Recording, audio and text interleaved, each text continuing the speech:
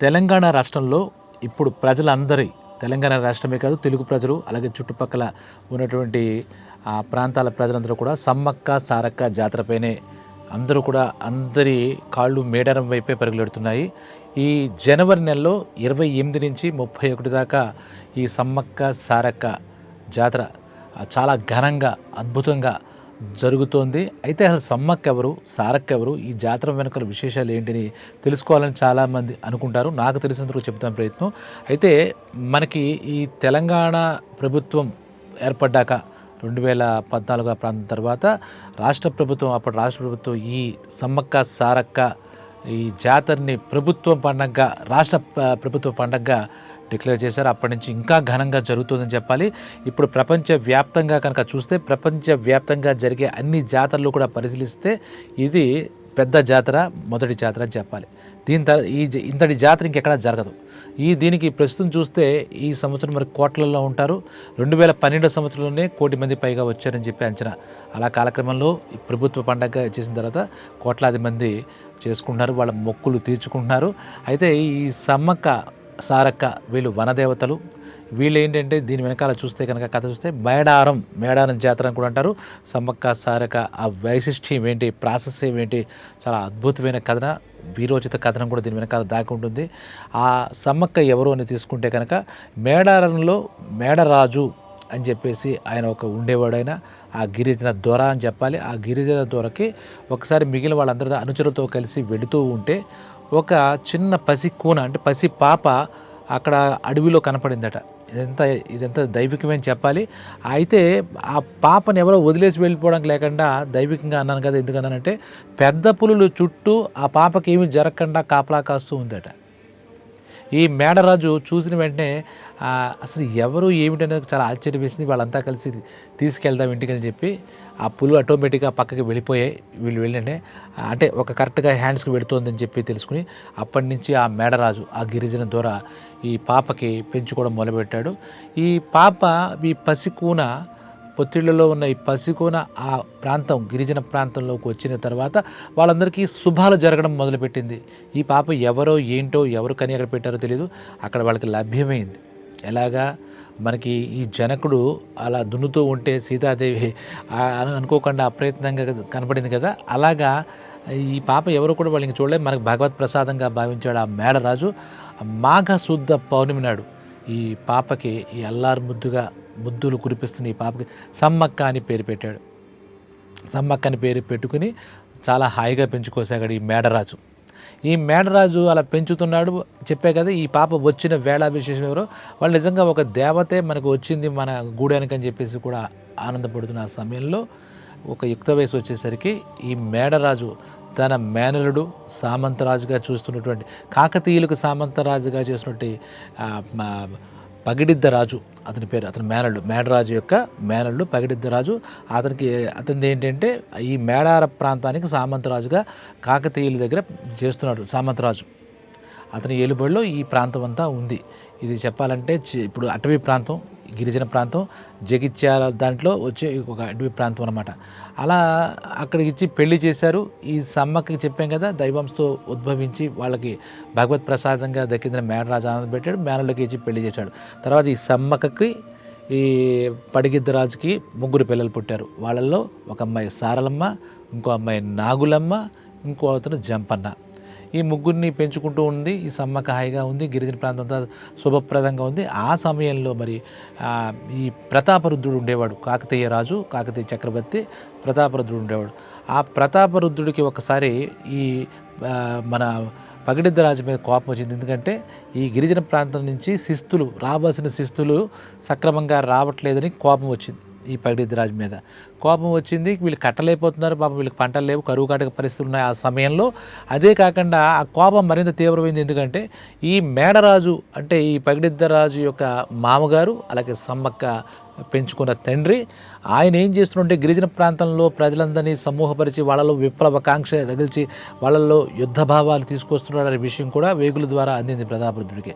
వెంటనే పగిడెద్దరాజు మీద పిలిచాడు. పిలిచి ఏమిటి మీ ప్రాంతంలో నుంచి నువ్వు నా సామంతరాజు కదా, నాకు రావాల్సిన శిస్తు రాలేదు ఒకటి, అంతేకాకుండా నీకు పిల్లలిచ్చిన తండ్రి ఈ మేడరాజు ఏంటి మీ ప్రాంతంలో విప్లవ భావాలు యువతలో నాటి ఇలా తీసుకొస్తున్నాడు ఏమిటి అని చెప్పేసి ఆ 2 విధాల మీద వచ్చింది. అక్కడ మాట వచ్చిన తర్వాత కాకతీయ రాజు అసంకల్పితంగానే ప్రతాపరుద్రుడు ఇంకేం ఆలోచించకుండా ఈ మేడార రాజు ఈ పగిడిద్ద రాజు పైన యుద్ధం ప్రకటించాడు. వీళ్ళకేమో ఈ ఆయుధ పోరాటం తప్పితే వీళ్ళకి సైన్యము తక్కువే ఈ సామంతరాజు పగిడిద్దరాజుకి, అలాగే సాంప్రదాయమైనటువంటి ఆయుధాలు కత్తి కట్టర్. అలాగే మరి ప్రతాపరుద్రుడు చాలా అడ్వాన్స్డ్ అప్పటికి అడ్వాన్స్డ్ ఆయుధాలు ఉన్నాయి, మంచి శిక్షణలో ఉన్నటువంటి సైనికులు కూడా చాలామంది ఉన్నారు. యుద్ధం ప్రకటించారు. ఆ యుద్ధం కూడా చరిత్రకారులు చెప్పేదాని ప్రకారం మాఘ శుద్ధ పౌర్ణమి. దీని ప్రాంతం కనుక చూసుకుంటే క్రీస్తు శకం 1260 నుంచి 1320 సుమారుగా ఒక 60 సంవత్సరాలు ప్రతాపరుద్రుడు ఉన్నాడు అనుకుంటే కనుక ఆ ప్రాంతంలో కాకతీయులు పరిపాలిస్తున్నారు. ప్రతాపరుద్రుడు యుద్ధం ప్రకటించాడు. అప్పుడు ఏం చేశాడంటే ఈ పగిడిద్దరాజు మీద ఆయన సైన్యం మీద చేస్తే వాళ్ళు ఎదురొడ్డారు ఇతని మీద, నీకెందుకు శిస్తు కట్టాలి, ఎందుకు మేము వాడిని అతిక్రమించాడు. ఈ రాచరికాన్ని వీటిని ఆయన ఒప్పుకోలేదు. వీళ్ళు ఆ గిరిజనులంతా కలిసి సంఘటితమై చేస్తే ఆ కాకతీయ సైన్యం ముందు వీళ్ళు నిలబడలేపారు. వీళ్ళు చాలా తక్కువ, వీళ్ళ దగ్గర ఉన్నటువంటి ఆయుధాలు తక్కువ. అక్కడ జరుగుతుంటే ఇది ఈ ప్రాంతం అంతా ఈ మేడారం ఇప్పుడు జాతర జరిగే ప్రాంతం. ఇక్కడ లక్నవరం ఏదో ఊరు పేరు చెప్తారు, అక్కడ జంపన్న వాగు అన్న పేరు పెడితే అది ఇంతకుముందు సంపెంగ వాగు అనేవారు. ఆ పరిసర ప్రాంతాల్లో యుద్ధానికి వచ్చారు. వచ్చినప్పుడు ఆ యుద్ధంలో దురదృష్టం ఏంటంటే ఈ సమ్మక్క భర్త పగిడిద్దరాజు, అలాగే సారక్కగా పిలుచుకుంటుంటే సారాలమ్మ, నాగులమ్మ, గోవిందరాజు అంటే సమ్మక్క అల్లుడు, పగిడిద్దరాజుకి సమ్మక్క దంపతులకు అల్లుడు అమ్మ. వీళ్ళు నలుగురు కూడా అసువులు బాశారు, యుద్ధంలో చనిపోయారు. పాపం ప్రతాపరుద్ర సైన్యం చేసిన దాడిలో అసువులు బాశారు, వీరమరణం పొందారు. అది విన్నటువంటి జంపన్న అంటే సమ్మక్క యొక్క కొడుకు ఎలాగ మనం గెలవలేం యుద్ధం చేసి అనే ఉద్దేశంతో అక్కడ సంపెంగ వాగు అనే లోతైన వాగులో దూకి ప్రాణత్యాగం చేశాడు. అందుకే ఆ సంపెంగ వాగునే చారిత్రకారులు జంపన్న వాగ్గా పేరు వచ్చింది. అప్పటి నుంచి ప్రజలంతా జంపన్న ఎక్కడైతే చనిపోయాడో ఆత్మత్యాగం చేసుకుంటూ దాన్ని జంపన్న వాగు అని చెప్తారు. అలాగే ఆ సరస్సు దగ్గర యుద్ధం జరిగింది కదా, ఆ వాగు దగ్గర, ఆ వాగులో నీరు ఈ రక్తశిఖమై రక్తధారగా, అందులో నీళ్లు రక్తధారంగా వాగులో ప్రకటిస్తున్నట్టుగా కూడా ఇప్పుడు జనం కూడా చెప్పుకుంటారు. వాళ్ళ ఆత్మార్పణ త్యాగంగా అక్కడ ఎన్నో ఆనవాళ్ళు ఉంటాయన్నమాట. అదని జంపన్న వాగు అని చెప్పి ఆ చరిత్రలో మిగిలిపోయింది. జంపన్న త్యాగం కూడా అలా మిగిలిపోయింది.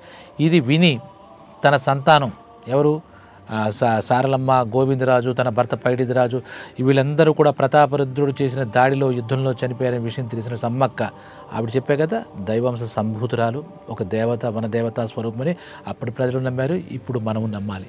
ఆవిడ ఏం చేసిందంటే ఆవిడ కత్తిపెట్టి యుద్ధానికి వెళదామని చెప్పి ఈ ప్రతాపరుద్రుడి సేనని ఎదుర్కోవడానికి వెళ్ళిపోయింది. ఎందుకంటే కూతురు సారక్క చనిపోయింది, కొడుకు జంపన్న ఆత్మత్యాగం చేసి భర్త చనిపోయాడు, యుద్ధంలో అల్లుడు గోవిందరాజు చనిపోయాడు, ఇదేంటి ఇంకా నాకేంటి అని చెప్పేసి యుద్ధంలో దిగింది వీరనారిలాగా ఈ దేవతా శిరోమణి మన సమ్మక్క. దిగిన వెంటనే ఇంకా భీభత్సమైనటువంటి యుద్ధం, దాని మాటల్లో వర్ణించలేరు. అప్పటి నుంచి ఇప్పటిదాకా చరిత్రకారులు చెప్పారు. సమ్మక్క దాటికి ప్రతాపరుద్రుడి యొక్క సేన విలవెల్లాడిందని చెప్పాలి.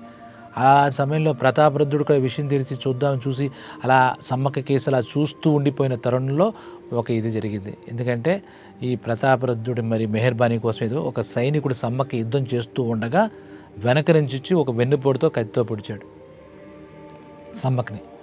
ఆ యుద్ధాన్ని చూసి ఏమవుతామని ప్రతాపరుద్రుడే ఒక జంకుతున్న వేళ ఒక సామాన్య సైనికుడు ఎవడో అతను ఒక చరిత్రహీనుడు సమ్మక్కని పొడిచాడు. పొడిచిన వెంటనే ఏంటంటే అక్కడి నుంచి ఒక ఈశాన్యం వైపు వెళ్ళి చిలకల గుట్ట అనే ప్రాంతం దగ్గరికి ఈ సమ్మక్క ఆ కత్తిపోడుతూనే అలా వెళుతూ ఆ చిలకల గుట్ట దగ్గర అదృశ్యమైపోయింది. దేవతా స్వరూపం కదా, ఇంకా ఆవిడ బాడీ కానీ ఇంకోటి కానీ తన పని అయిపోయింది అనుకుందో ఇంకా అక్కడి నుంచి కనపడలేదు. తర్వాత ప్రతాపరుద్రుడికి ఆశ్చర్యం వేసింది, ఇంత యుద్ధం చేసినటువంటి సమ్మక్క మామూలు మనిషి కాదు, ఈవిడ దేవతా స్వరూపం అని చెప్పి అప్పటి నుంచి ఆవిడ వీరత్వం చూశాడు. ఆవిడ అదృశ్యమైపోతే ఈవిడ దేవతని గ్రహించిన ప్రతాపరుద్రుడు ఆవిడకు నమస్కారం చేసుకున్నాడు. ఆవిడని వెతుక్కుంటూ ఎటు వెళ్ళిపోయిందని చెప్పి ఆ చిరకలగుట్ట వైపు వెళ్తే అక్కడ ఇంక ఈవిడ కనపడలేదు, ఈవిడ శరీరం కూడా ఏం కనపడలేదు. ఒక కుంకుమ భరణి దర్శనమిచ్చిందట. ఓహో, ఈ మహా తల్లి ఈ విషయంలో మనకు తెలియక ఇది చేసాం, తప్పు చేసామని చెప్పి గ్రహించి ఆ కుంకుమ భరణి స్వీకరించి ఆ రోజు నుంచి ప్రతాపరుద్రుడు సమ్మక్కను కూడా పూజించడం మొదలెట్టాడు. వాళ్ళ వనదేవతగా ప్రకటించి అక్కడున్న మేడారం ఆ ప్రాంతంలో వాళ్ళు శిస్తు కట్టాలనే కదా ఇంత కూడా తీసుకొచ్చాడు. మీరెవరు ఇక శిస్తు కట్టక్కర్లేదు అని చెప్పి వాళ్ళకి ఇచ్చి ఆదేశాలు ఇచ్చాడు. తర్వాత అక్కడ ఉన్న వాళ్ళందరితో ఈ సమ్మక్క పేరు మీద ప్రతి 2 సంవత్సరాలకి జాతర జరపాలి, చాలా ఘనంగా జరపాలి, చాలా విధి విధానాలతో చేయాలి అని అప్పుడు ఆ ప్రతాపరుద్రుడు ఆదేశం ఇచ్చాడు. ఆ ఆదేశ ప్రకారం ఇప్పటికీ కూడా సమ్మక్క సారక్క వీళ్ళంతా యుద్ధ వీరులు. సమ్మక్క సారక్క వీళ్ళందరినీ దేవతా స్వరూపాలకు కూడా ఇప్పటికీ ఒక కేవలం ఆ జాతరలో ఉన్నటువంటి గిరిజన ప్రాంత ప్రజలు మాత్రమే కాకుండా మొత్తం తెలుగు రాష్ట్రాల ప్రజలు అలాగా అప్పటి నుంచి అంటే సుమారు 7 శతాబ్దాలు ఎన్ని అయిపోతుంది కదా, ప్రజలు అలా కొలుగుతున్నారు. దానికి కూడా ఒక ప్రత్యేక ప్రతిపత్తితో ఈ మేడారంలో గద్దెలు పెట్టడం, ఈ చిలకలగుట్ట నుంచి సమ్మక్కని, అలాగే ఇంకో ప్రాంతం నుంచి సారక్కని, జంపన్ని, ఇలాగ పైడిద్దరాజుని వీళ్ళందరినీ తీసుకొని గద్దెల మీద తీసుకొచ్చి ఆహ్వాన లాంఛనాలతో వాళ్ళని సేవించి మన మొక్కులు తెచ్చుకుని భక్తులు, ఇదంతా ఒక గిరిజన ఆచార వ్యవహారాల ప్రకారం జరుగుతుంది. ఇప్పటికీ కూడా అక్కడి నుంచి వనదేవతలు మళ్ళా వనంలోకి తిరిగి వెళ్ళిపోవడంతో ఈ జాతర ముగుస్తుందని చెప్పాలి. దీన్ని తెలంగాణలో ఒక కుంభమేళాగా కూడా పేర్కొంటున్నారు. అదే కాకుండా ప్రపంచంలో అతిపెద్ద జాతరగా ఈ కీర్తింపబడుతుంది. ఇక్కడ భక్తులు కూడా వాళ్ళ మొక్కులు పెట్టుకుని జాతరకు వెళ్ళి సమ్మక్కని సారక్కని మనస్ఫూర్తిగా ఇది చేసి మొక్కుబడులు తీర్చుకుంటారు. ఇక్కడ తులాభారం అని చెప్పి బెల్లం దిమ్మలు తీసుకెళ్ళి అమ్మవారికి బెల్లం దిమ్మలు సమర్పించడం చూడొచ్చు. ఇది ప్రభుత్వ పండగ కాబట్టి ప్రభుత్వం కూడా ఉంటుంది. అమ్మవారిని తీసుకొస్తున్నప్పుడు అప్పుడు కూడా ప్రభుత్వ లాంఛనాలు అక్కడ మనం చూడొచ్చు.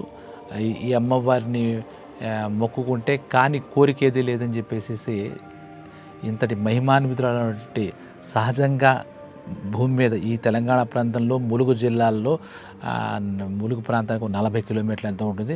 ఈ ప్రాంతంలో యథార్థంగా దైవాంశ సంభూతురాలైనటువంటి సమ్మక్క ఇక్కడ రావడం, ఇక్కడ జనాలందరినీ ఉద్ధరించడం, దీనజన ఉద్ధరణలుగా ఆ గిరిజనులు మన అందరినీ ఉద్ధరించడం కోసం ఆలోచింది. ఆ సమ్మక్క సారక్క జాతర మనం అతి ఘనంగా జరుపుకుంటున్నాం. దీనికి ఇసుకేస్తే రాలనంత జనం వస్తారు. ప్రతి ఒక్కళ్ళు భక్తి శ్రద్ధలతో ఈ జాతరలో పాల్గొని సమ్మక్క సారక్కల యొక్క ఆశీస్సులు తీసుకుంటారు. మనం కూడా మనందరిపైన సమ్మక్క సారక్కల అనుగ్రహం ఉండాలని కోరుకుందాం. కుదిరిన వాళ్ళంతా జాతరకు వెళ్ళి ఆ సంబరాలు పాల్గొని కళ్ళారా చూసి ఆనందిద్దామని చెప్పి తెలియజేస్తూ సెలవు.